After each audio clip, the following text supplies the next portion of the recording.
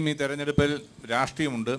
അത് ഇന്ത്യയുടെ രാഷ്ട്രീയമാണ്, കേരളത്തിൻ്റെ രാഷ്ട്രീയമാണ്, ലോക രാഷ്ട്രീയമാണ്. നമുക്കറിയാം, ലോകത്തിൻ്റെ ഒരു ജനസംഖ്യയുടെ പകുതിയോളം ഒരു 2024 ഒരു തെരഞ്ഞെടുപ്പ് രംഗത്തേക്ക് പോകുന്ന ഒരു സാഹചര്യത്തിലാണ്. അതിലേറ്റവും കൂടുതൽ ശ്രദ്ധ പിടിച്ചു പറ്റുന്നത് ഇന്ത്യയുടെയും അതോടൊപ്പം തന്നെ അമേരിക്കയുടെയും തെരഞ്ഞെടുപ്പുകളാണ്. അപ്പോൾ ഇന്ത്യ എന്ന് പറയുന്ന ഒരു മഹത്തായ ജനാധിപത്യ രാജ്യം, ആ രാജ്യത്തിൻ്റെ ജനാധിപത്യം, മതേതരത്വം, ഈ സാഹോദര്യം, ഇതൊക്കെ നിലനിൽക്കണമെന്ന് ഇന്ത്യയുടെ ജനങ്ങൾ ആഗ്രഹിക്കുന്ന ഒരു തെരഞ്ഞെടുപ്പ് കൂടിയാണ്. അതോടൊപ്പം തന്നെ കേരളത്തിൻ്റെ രാഷ്ട്രീയം നമുക്കിവിടെ ചർച്ച ചെയ്യേണ്ടി വരും. ഈ നിയോജകമണ്ഡലത്തിൻ്റെ രാഷ്ട്രീയം ചർച്ച ചെയ്യേണ്ടി വരും. ശശി തരൂർ എന്ന് പറയുന്ന പാർലമെൻറ്റ് അംഗം, അദ്ദേഹത്തിൻ്റെ വ്യക്തിത്വം ഈ തെരഞ്ഞെടുപ്പിൽ ചർച്ചയാകും. അദ്ദേഹം നടത്തിയിട്ടുള്ള പ്രവർത്തനങ്ങൾ ഈ തെരഞ്ഞെടുപ്പിൽ ചർച്ചയാകും. ഇതെല്ലാം ചേർന്നതാണ് ഈ തെരഞ്ഞെടുപ്പ്. കൃത്യമായ രാഷ്ട്രീയം പറഞ്ഞുകൊണ്ട് തന്നെയാണ് UDFും കോൺഗ്രസും ഈ തെരഞ്ഞെടുപ്പിനെ അഭിമുഖീകരിക്കുന്നത്. അതോടൊപ്പം തന്നെ ഈ മണ്ഡലത്തിൽ നടത്തിയിട്ടുള്ള വികസന പ്രവർത്തനങ്ങൾ അടക്കം ഈ തെരഞ്ഞെടുപ്പിൽ ജനങ്ങൾക്ക് മുന്നിൽ അവതരിപ്പിക്കാൻ നമുക്ക് യാതൊരു മടിയുമില്ല.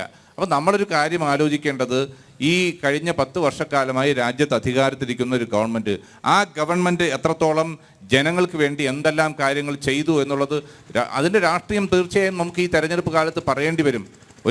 നമ്മുടെ രാജ്യത്തിനൊരു മഹത്തായ പാരമ്പര്യമുണ്ട്.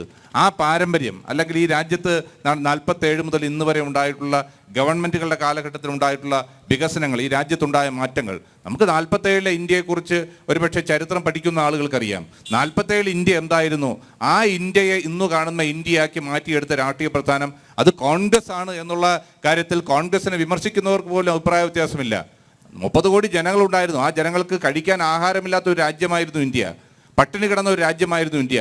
അവിടെ നിന്ന് ഇന്ത്യയെ ആണവ ശക്തിയാക്കി മാറ്റിക്കൊണ്ട്, ഈ രാജ്യത്ത് അത്യുൽപാദന ശേഷിയുള്ള വിത്തുകൾ ഉൽപ്പാദിപ്പിച്ചുകൊണ്ട്, കൃഷിഭൂമി, ഊഷരമായി കിടന്ന ഭൂമികളിലേക്ക് കൃഷി നടത്തി ഇന്ത്യയുടെ പട്ടിണി മാറ്റിയ രാഷ്ട്രീയ പ്രസ്ഥാനം, ആണവ ശക്തിയാക്കി മാറ്റിയ രാഷ്ട്രീയ പ്രസ്ഥാനം, ഈ രാജ്യത്ത് വികസനം എന്താണെന്ന് പഠിപ്പിച്ച രാഷ്ട്രീയ പ്രസ്ഥാനം, അത് കോൺഗ്രസ് ആണ്. ആ കോൺഗ്രസിൻ്റെ രാഷ്ട്രീയം ഈ തെരഞ്ഞെടുപ്പിൽ തീർച്ചയായും ഞങ്ങൾ ചർച്ച ചെയ്യും. അതോടൊപ്പം തന്നെ 10 വർഷക്കാലമായി ഈ രാജ്യത്ത് എന്ത് മാറ്റമുണ്ടാക്കി, അല്ലെങ്കിൽ 10 വർഷം അധികാരത്തിലിരുന്ന ഗവൺമെൻറ് ഈ രാജ്യത്തിന് വേണ്ടി എന്ത് ചെയ്തു എന്നുള്ള ചോദ്യം കൂടി ഈ തെരഞ്ഞെടുപ്പ് രാഷ്ട്രീയത്തിൽ നമ്മൾ ഉയർത്തുന്നുണ്ട്.